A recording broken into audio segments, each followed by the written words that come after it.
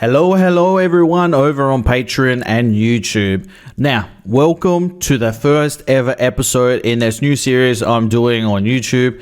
Hopefully this is a thing of a new flavor. Let's just put it like that. Something new, something different that you guys have never seen before. Let me know too at the end of this episode if you want me to just cut the audio and talk after and before and after, or you want to hear my reaction as well. Ladies and gentlemen, let's get into chapter 1, and I do believe the chapter is called The Boy Who Lives. Mr. and Mrs. Dursley of number 4, Privet Drive were proud to say that they were perfectly normal, thank you very much. They were the last people you'd expect to be involved in anything strange or mysterious, because they just didn't hold with such nonsense. Mr. Dursley was the director of a firm called Grunnings, which made drills. He was a big, beefy man with hardly any neck, although he did have a very large moustache. Mrs. Dursley was thin and blonde and had nearly twice the usual amount of neck, which came in very useful as she spent so much of her time craning over garden fences, spying on the neighbors. The Dursleys had a small son called Dudley, and in their opinion there was no finer boy anywhere. The Dursleys had everything they wanted, but they also had a secret, and their greatest fear was that somebody would discover it. They didn't think they could bear it if anyone found out about the Potters. Mrs. Potter was Mrs. Dursley's sister, but they hadn't met for several years. In fact, Mrs. Dursley pretended she didn't have a sister, because her sister and her good-for-nothing husband were as Dursleyish as it was possible to be. The Dursleys shuddered to think what the neighbors would say if the Potters arrived in the street. The Dursleys knew that the Potters had a small son, too, but they had never even seen him. This boy was another good reason for keeping the Potters away. They didn't want Dudley mixing with a child like that. When Mr. and Mrs. Dursley woke up on the dull, grey Tuesday our story starts, there was nothing about the cloudy sky outside to suggest that strange and mysterious things would soon be happening all over the country. Mr. Dursley hummed as he picked out his most boring tie for work, and Mrs. Dursley gossiped away happily as she wrestled a screaming Dudley into his high chair. None of them noticed a large tawny owl flutter past the window. At 8:30, Mr. Dursley picked up his briefcase, pecked Mrs. Dursley on the cheek and tried to kiss Dudley goodbye but missed, because Dudley was now having a tantrum and throwing his cereal at the walls.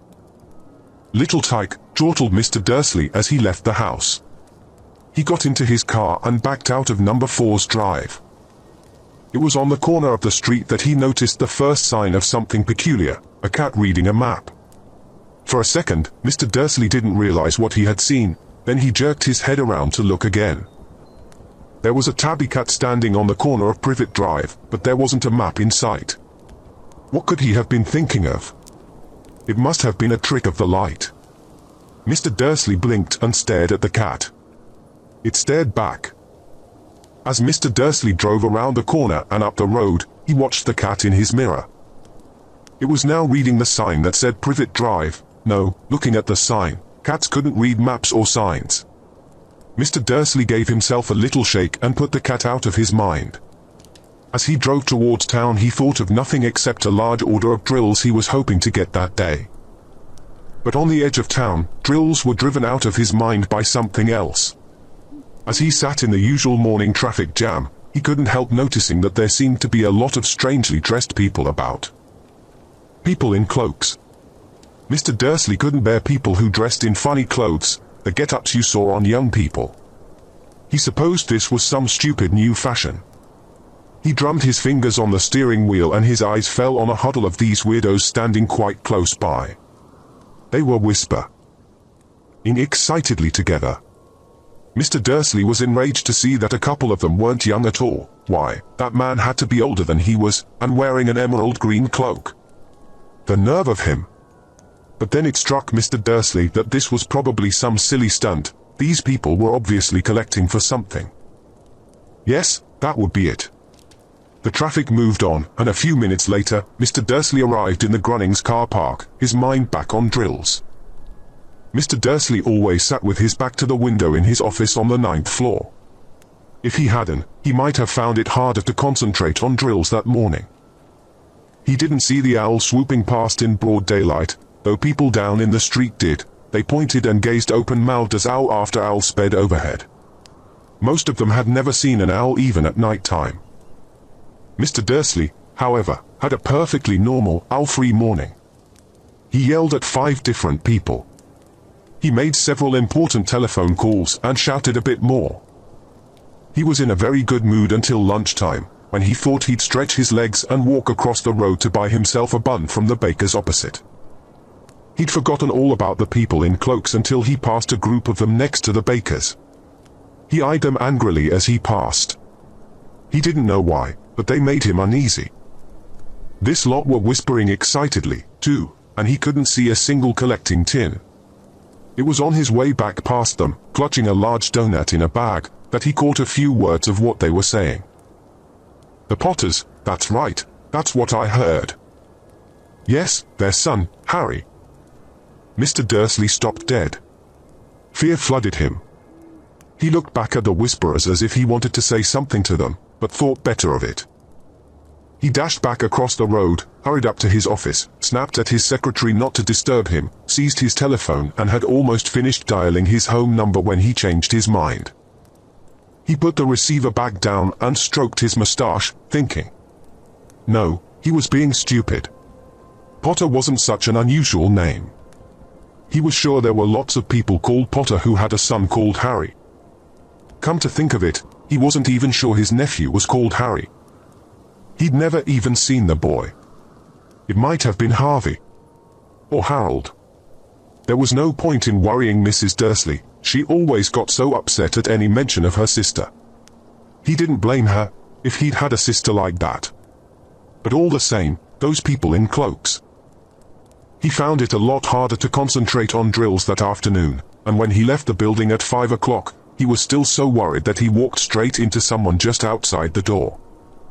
Sorry, he grunted, as the tiny old man stumbled and almost fell. It was a few seconds before Mr. Dursley realized that the man was wearing a violet cloak. He didn't seem at all upset at being almost knocked to the ground. On the contrary, his face split into a wide smile and he said in a squeaky voice that made passers-by stare, "Don't be sorry, my dear sir, for nothing could upset me today. Rejoice, for you know who has gone at last. Even muggles like yourself should be celebrating this happy, happy day." And the old man hugged Mr. Dursley around the middle and walked off.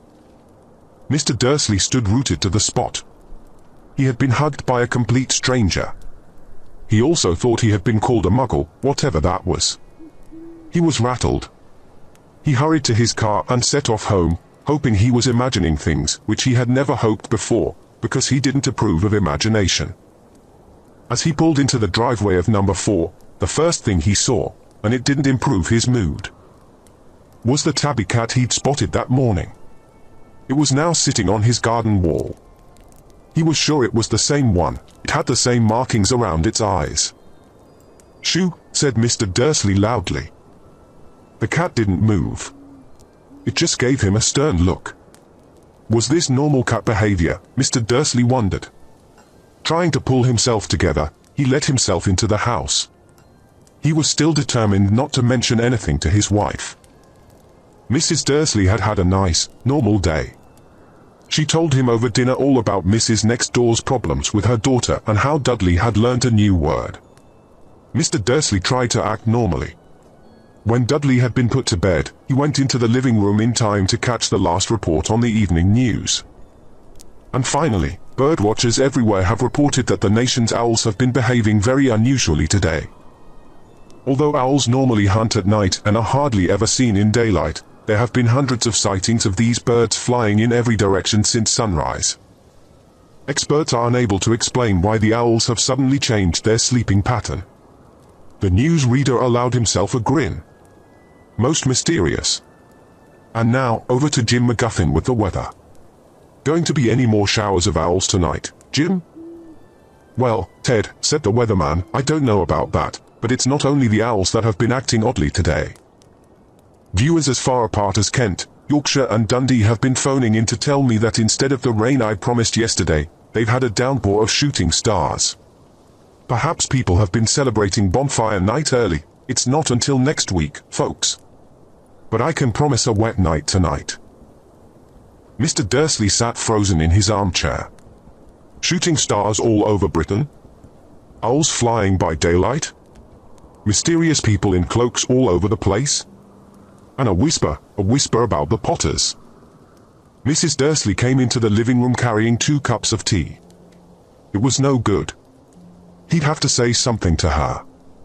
He cleared his throat nervously.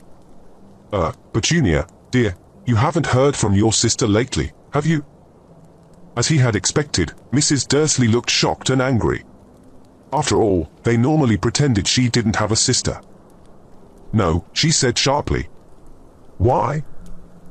Funny stuff on the news, Mr. Dursley mumbled. Owls. Shooting stars. And there were a lot of funny-looking people in town today. So, snapped Mrs. Dursley. Well, I just thought. Maybe. It was something to do with. You know. Her LOT. Mrs. Dursley sipped her tea through pursed lips. Mr. Dursley wondered whether he dared tell her he'd heard the name Potter. He decided he didn't dare. Instead, he said, as casually as he could, their son, he'd be about Dudley's age now, wouldn't he? I suppose so, said Mrs. Dursley stiffly. What's his name again? Howard, isn't it? Harry. Nasty, common name, if you ask me. Oh, yes, said Mr. Dursley, his heart sinking horribly. Yes, I quite agree. He didn't say another word on the subject as they went upstairs to bed. While Mrs. Dursley was in the bathroom, Mr. Dursley crept to the bedroom window and peered down into the front garden. The cat was still there. It was staring down Privet Drive as though it was waiting for something. Was he imagining things? Could all this have anything to do with the Potters? If it did. If it got out that they were related to a pair of, well, he didn't think he could bear it. The Dursleys got into bed. Mrs. Dursley fell asleep quickly, but Mr. Dursley lay awake, turning it all over in his mind. His last, comforting thought before he fell asleep was that even if the Potters were involved, there was no reason for them to come near him and Mrs. Dursley. The Potters knew very well what he and Petunia thought about them and their kind. He couldn't see how he and Petunia could get mixed up in anything that might be going on. He yawned and turned over. It couldn't affect them. How very wrong he was. Mr. Dursley might have been drifting into an uneasy sleep, but the cat on the wall outside was showing no sign of sleepiness. It was sitting as still as a statue, its eyes fixed unblinkingly on the far corner of Privet Drive. It didn't so much as quiver when a car door slammed in the next street, nor when 2 owls swooped overhead. In fact, it was nearly midnight before the cat moved at all. A man appeared on the corner the cat had been watching, appeared so suddenly and silently you'd have thought he'd just popped out of the ground. The cat's tail twitched and its eyes narrowed. Nothing like this man had ever been seen in Privet Drive. He was tall, thin and very old, judging by the silver of his hair and beard, which were both long enough to tuck into his belt. He was wearing long robes, a purple cloak which swept the ground and high-heeled, buckled boots. His blue eyes were light, bright and sparkling behind half-moon spectacles, and his nose was very long and crooked, as though it had been broken at least twice. This man's name was Albus Dumbledore.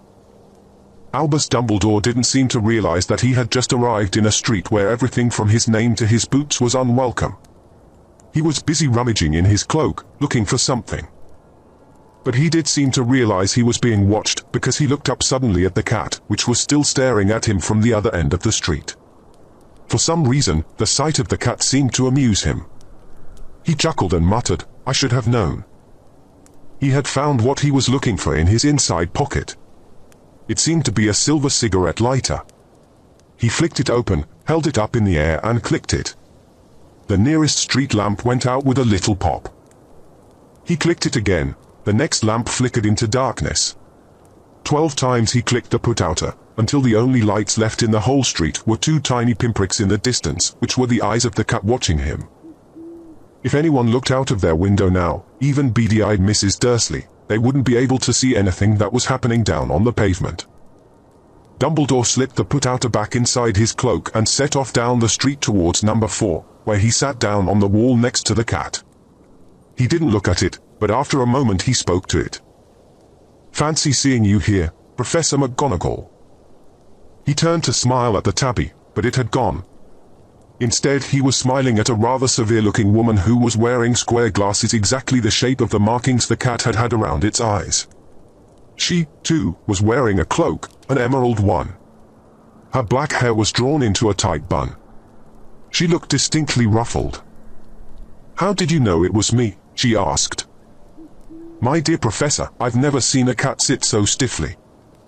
"You'd be stiff if you'd been sitting on a brick wall all day," said Professor McGonagall. "All day? When you could have been celebrating. I must have passed a dozen feasts and parties on my way here." Professor McGonagall sniffed angrily. "Oh yes, everyone's celebrating, all right," she said impatiently. "You'd think they'd be a bit more careful, but no, even the Muggles have noticed something's going on. It was on their news." She jerked her head back at the Dursleys' dark living room window. "I heard it. Flocks of owls. Shooting stars. Well, they're not completely stupid. They were bound to notice something. Shooting stars down in Kent. I'll bet that was Daedalus Diggle. He never had much sense." "I know that," said Professor McGonagall irritably. "But that's no reason to lose our heads. People are being downright careless, out on the streets in broad daylight, not even dressed in Muggle clothes, swapping rumors." She threw a sharp, sideways glance at Dumbledore here, as though hoping he was going to tell her something, but he didn't, so she went on, "A fine thing it would be if, on the very day you-know-who seems to have disappeared at last, the Muggles found out about us all." "I suppose he really has gone, Dumbledore?" "It certainly seems so," said Dumbledore. "We have much to be thankful for. Would you care for a sherbet lemon?" "A what?" "A sherbet lemon. They are a kind of Muggle sweet I'm rather fond of." "No, thank you," said Professor McGonagall coldly, as though she didn't think this was the moment for sherbet lemons. "As I say, even if you know who has gone." "My dear Professor, surely a sensible person like yourself can call him by his name. All this you-know-who nonsense. For 11 years I have been trying to persuade people to call him by his proper name, Voldemort." Professor McGonagall flinched, but Dumbledore, who was unsticking 2 sherbet lemons, seemed not to notice. "It all gets so confusing if we keep saying, you-know-who, dot. I have never seen any reason to be frightened of saying Voldemort's name." "I know you haven't," said Professor McGonagall, sounding half exasperated, half admiring. "But you're different. Everyone knows you're the only one you know. Oh, all right, Voldemort was frightened of." "You flatter me," said Dumbledore calmly. "Voldemort had powers I will never have. Only because you're too, well, noble to use them. It's lucky it's dark. I haven't blushed so much since Madame Pomfrey told me she liked my new earmuffs." Professor McGonagall shot a sharp look at Dumbledore and said, "The owls are nothing to the rumors that are flying around. You know what everyone's saying? About why he's disappeared. About what finally stopped him." It seemed that Professor McGonagall had reached the point she was most anxious to discuss, the real reason she had been waiting on a cold hard wall all day, for neither as a cat nor as a woman had she fixed Dumbledore with such a piercing stare as she did now.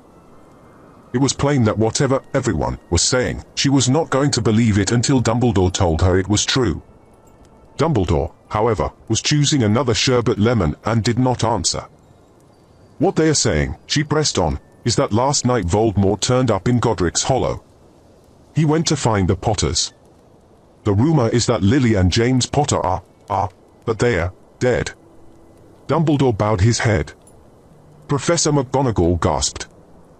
"Lily and James. I can't believe it. I didn't want to believe it. Oh, Albus." Dumbledore reached out and patted her on the shoulder. I know, he said heavily. Professor McGonagall's voice trembled as she went on. "That's not all. They are saying he tried to kill the Potter's son, Harry. But he couldn't. He couldn't kill that little boy. No one knows why or how, but they are saying that when he couldn't kill Harry Potter, Voldemort's power somehow broke, and that's why he's gone." Dumbledore nodded glumly.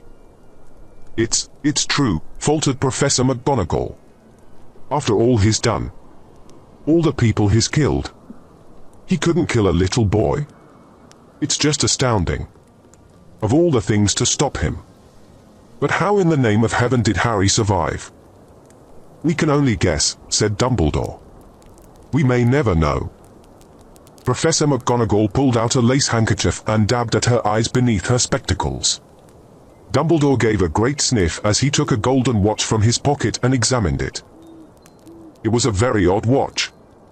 It had 12 hands, but no numbers. Instead, little planets were moving around the edge.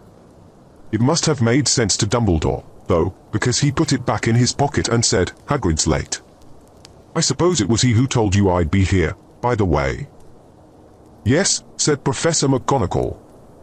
And I don't suppose you're going to tell me why you're here, of all places? I've come to bring Harry to his aunt and uncle. They're the only family he has left now. You can't mean the people who live here, cried Professor McGonagall, jumping to her feet and pointing at number 4. Dumbledore, you can't. I've been watching them all day. You couldn't find 2 people who are less like us. And they've got this son. I saw him kicking his mother all the way up the street, screaming for sweets. Harry Potter, come and live here. It's the best place for him, said Dumbledore firmly. His aunt and uncle will be able to explain everything to him when he's older. I've written them a letter. A letter, repeated Professor McGonagall faintly, sitting back down on the wall. Really, Dumbledore, you think you can explain all this in a letter? These people will never understand him. He'll be famous, a legend. I wouldn't be surprised if today was known as Harry Potter Day in future. There will be books written about Harry. Every child in our world will know his name. Exactly, said Dumbledore, looking very seriously over the top of his half-moon glasses. It would be enough to turn any boy's head. Famous before he can walk and talk. Famous for something he won't even remember. Can't you see how much better off he'll be, growing up away from all that until he's ready to take it? Professor McGonagall opened her mouth, changed her mind, swallowed and then said, yes, you're right, of course. But how is the boy getting here, Dumbledore?